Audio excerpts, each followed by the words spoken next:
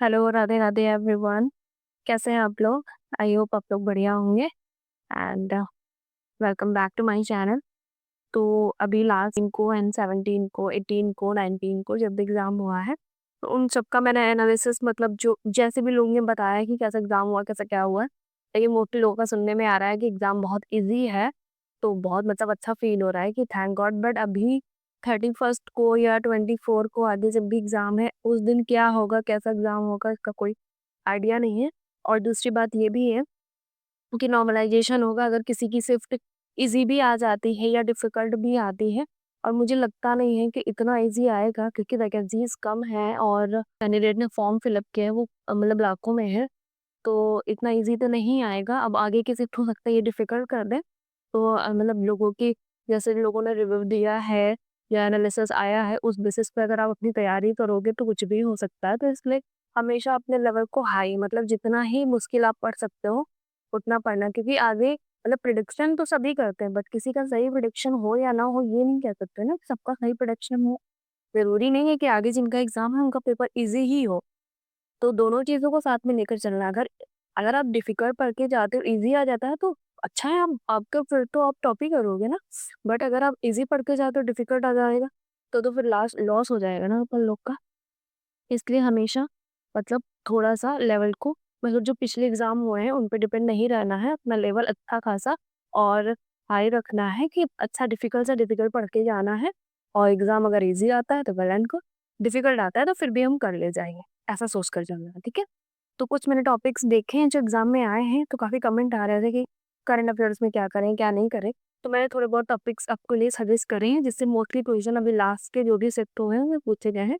तो जैसे current affairs की बात करें, सब लोग कहते हैं किसी के पास स्पीडी है कि अब करंट अफेयर्स में क्या करें। तो करंट अफेयर्स में परचम क्लासेस पे जो ऋचा मैम लेती है मंथली, अगर आपको मतलब लास्ट के आप 6 मंथ का कर सकते हो। अगर अभी आपने अगर स्टार्टिंग में आपने 2-3 मंथ का किया हुआ है अगर, तो नहीं भी किया है तो आप 6 मंथ का जो भी मंथली केवल पीडीएफ्स है वो पीडीएफ या अगर आप परचेज़ कर रखा हो तो पीडीएफ, अदरवाइज़ वो यूट्यूब पे फ्री मैम पढ़ाती है। वहाँ से आप सिर्फ ऋचा मैम की मंथली वाली जो पीडीएफ से या क्लासेस है वो आप कर लो और उनका रिवीजन कर लो, उससे बाहर कुछ भी नहीं आएगा। उन्होंने मतलब अगर आपने उनका उतना भी कर लिया तो भी आपके 5 से 6 क्वेश्चन अच्छे अगर आते हैं तो फँस जाएँगे, ऐसा नहीं। कि अच्छा पढ़ाती हैं वो, उसके अलावा कुछ भी करने की ज़रूरत है। बहुत लोग कह रहे थे मेरे पास स्पीडी है, तो अगर आपके पास स्पीडी है, तो स्पीडी से आप जैसे ये अवार्ड्स हो गया, डेज़ हो गया, अब सिर्फ डेज़ नहीं पढ़ना है, क्योंकि शायद एक शिफ्ट में ऐसा आया था कि जिसमें ओज़ोन पूछा था कि ओज़ोन मतलब ओज़ोन डे कब होता है, और इस बार जो ओज़ोन डे हुआ था, तो उसका मतलब थीम क्या था? थीम भी याद करना है। सैटेलाइट्स कौन-कौन से लॉन्च हुए हैं, जैसे वो चंद्रयान वगैरह हुआ था रिसेंट के जो प्रोजेक्ट थे, तो कहाँ से हुआ, मतलब उनका हेडक्वार्टर का जैसे श्रीहरिकोटा हो गया, ये सब चीज़ें पूछी गई हैं। जैसे हॉकी, क्रिकेट, फुटबॉल के कितने टूर्नामेंट्स होते हैं और कहाँ हुए, ये पूछा जा रहा है। अपॉइंटमेंट 1-2 में पूछा गया है। ये आप स्पीडी से इतने टॉपिक्स आप कवर कर सकते हो। इतना का नहीं, वो सारा कुछ पढ़ने की ज़रूरत नहीं है, क्योंकि वो आप अगर आपने अभी से लिया है स्पीडी, मतलब अगर जैन से लिया तो फिर जैन से अभी इस जैन तक 12 महीने का कैसे पढ़ पाओगे? तो 6 मंथ का केवल लेना, तो 1 महीने में अच्छा खासा रिवीजन हो जाएगा, क्योंकि केवल पढ़ना ही नहीं होता। बस लास्ट में जो लास्ट के वन लाइनर दिए हैं वो आप अगर चाहो तो मतलब सितंबर से या अक्टूबर से अभी फरवरी तक के कर सकते हो, जिस हिसाब से आपका एग्ज़ाम हो। अगर फरवरी लास्ट में होता है या फिर अभी अगर मार्च में है, तो आप वहाँ तक उतना पढ़ लेना है, क्योंकि ऑनलाइन है तो ऑनलाइन में पेपर 10-15 दिन का ही गैप हो सकता है, महीने भर का नहीं हो सकता, तो 10 दिन पहले तक का आपको करंट अफेयर्स पढ़ना पड़ेगा, ठीक है? बाकी स्टैटिक की बात करें तो स्टैटिक में जो भी मतलब पीवाईक्यूज़ हैं, तो मोस्टली 2025 वाले जो भी एग्ज़ाम हुए हैं, जो ट्रिपल एसएससी ने कराए हैं, उसके आप कर लेना। उसके अलावा जो मोस्ट इम्पोर्टेंट टॉपिक्स देखे गए हैं जो एग्ज़ाम में आए हैं, एक गांधी गांधी में जो एरा होता है जिसमें मतलब मूवमेंट सारे होते हैं, उसके क्वेश्चंस 1-2 फँसे हैं। कॉन्स्टिट्यूशन का ज़रूर क्वेश्चन फँसा, हर एक शिफ्ट में फँसा है।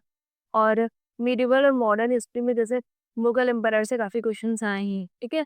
और चोल डायनेस्टी से आए हैं, वो आपको पढ़ने हैं। 1857 का रिवोल्ट से क्वेश्चन आया, ठीक है? आर्ट एंड कल्चर से भी आए हैं क्वेश्चन, डांस से आए, म्यूज़िक से आए, ये डांस कहाँ का है, ये म्यूज़िक कौन से मतलब स्टेट का है, ऐसे करके। तो ये पढ़ लेना। फिर इसके अलावा जैसे इकोनॉमिक्स में अगर ले लें या फिर तो उसमें जैसे जीएनपी जीडीपी का फुल फॉर्म पूछा है, जीएनपी भी शायद पूछा गया है, ठीक है, और आपको रेट वगैरह 1-2 क्वेश्चंस आए हैं तो वो आप पढ़ लेना, जीएसटी से रिलेटेड बजट अभी आया है उससे रिलेटेड पढ़ लेना, वो तो करंट अफेयर्स में कवर हो जाएगा, बट स्टैटिक वाला पोर्शन, ठीक है।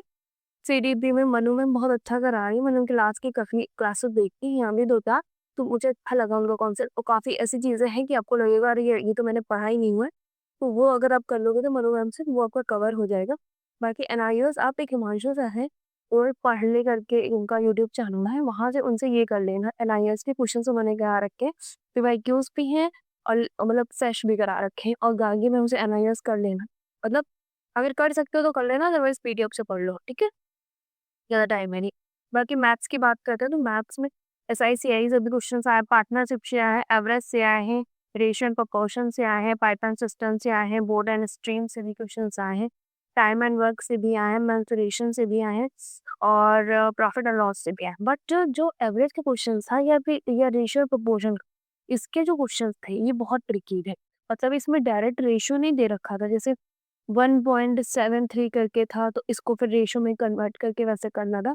तो ये आप ज़रूर ध्यान से पढ़ लीजिएगा, कि मतलब लोग सोचते हैं अरे यार इसमें रेशियो है ही, अब से क्वेश्चन बेस करेंगे, तो ये थोड़े-से ट्रिकी थे। और ज़्यादा आपको टाइम नहीं वेस्ट करना है। अगर आपके 18-17 क्वेश्चन बन रहे हैं और उसके अलावा आगे काफ़ी कैलकुलेटिव क्वेश्चंस हैं तो आप उनको स्किप कर सकते हो। टाइम मैनेज करके चलना पड़ेगा। हिंदी की बात कर लेते हैं। हिंदी में हम लोगों ने दोहा एंड सोरठा को मतलब इन्वॉल्व नहीं किया था, बट इसके क्वेश्चंस देखे गए हैं, तो आपको ये दोनों टॉपिक्स पढ़ने हैं आगे जिनके भी एग्जाम्स है। तत्सम तद्भव तो पढ़ ही रखा था, इससे भी क्वेश्चंस आया, संधि विच्छेद से, एक संधि विच्छेद से भी आया, संधि आइडेंटिफाई करने के लिए आया कि कौन सा विसर्ग है, कौन सा स्वर है, और अलंकार आया है, पर्यायवाची आया है, विलोम शब्द भी आए हैं, ठीक है। तो इसके तो आप अरुण सर जो करियर ग्रुप पे पढ़ाते हैं उनकी सिर्फ क्लासेस कर लोगे तो ये पोर्शन काफ़ी अच्छा हो जाएगा, ठीक है। इसको आप थोड़ा ध्यान दे लेना, क्योंकि ये आपने पढ़ा नहीं है तो अभी को पढ़ना पड़ेगा और उसका रिवीजन भी करना पड़ेगा आइडेंटिफाई करने के लिए, ठीक है।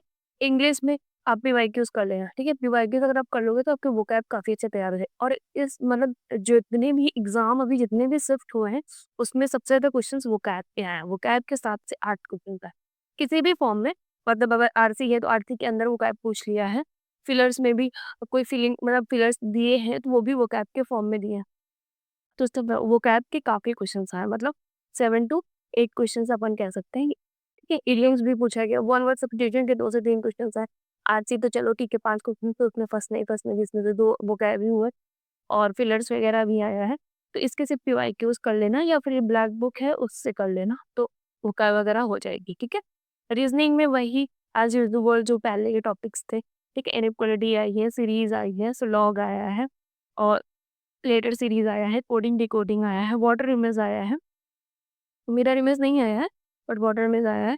अभी रेक की जितनी भी शिफ्ट हो रही, और रैंकिंग आई है, और अल्फा न्यूमेरिक तो आते ही आता है, डायरेक्शंस एंड डिस्टेंस आई है, वेन डायग्राम के भी काफ़ी क्वेश्चंस आए हैं, मतलब हर एक शिफ्ट में एक-एक क्वेश्चंस पूछे गए हैं।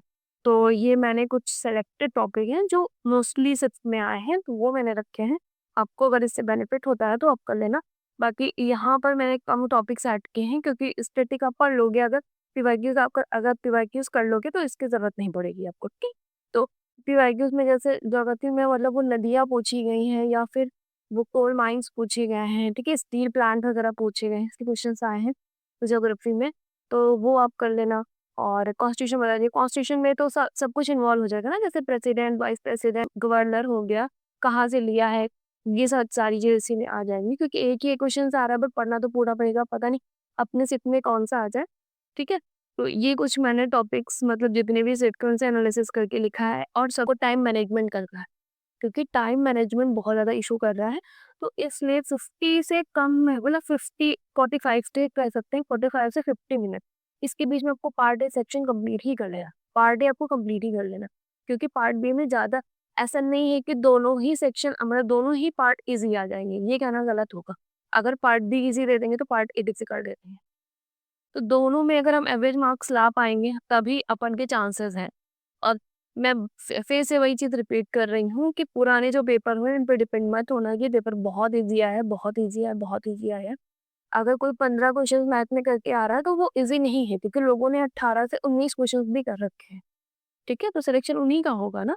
तो इसलिए इस बात पे मतलब फ़ोकस मत करना कि नहीं पेपर बहुत ईज़ी आ रहा है, अपनी तैयारी फुल रखना। और बाकी ये मैंने आपको बता दिया है, अगर आपको कोई डाउट हो तो लेट मी नो। ओके, ठीक है, मिलते हैं नेक्स्ट वीडियो में। Okay, take care, bye.